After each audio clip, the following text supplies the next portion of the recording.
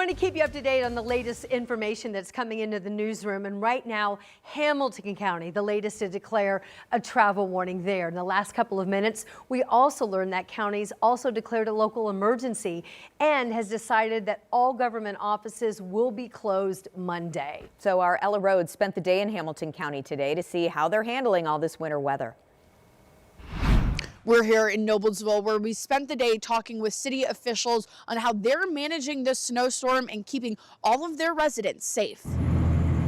This is the view from one of 21 plows in Noblesville. Crews work in 12-hour shifts to keep streets as clear as possible, despite consistent snowfall. Pretty rough. Our windshields ice up a lot with snow when it's like this, so you're constantly having to fight that. Patty Johnson, the city street commissioner, drives her own plow.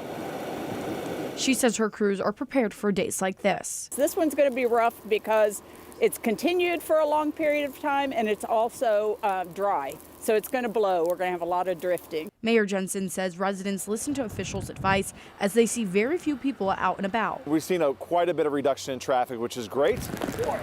Go, go, go! Police Chief Brad Arnold says officers responded to more than 40 cars that slid off the road.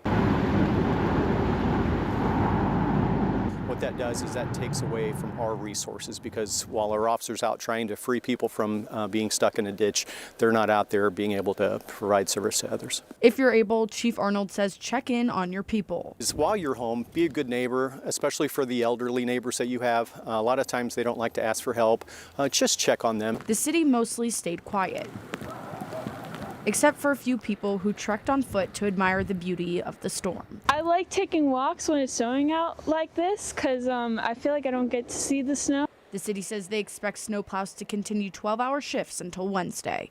In Noblesville, Ella Rhodes, 13 News.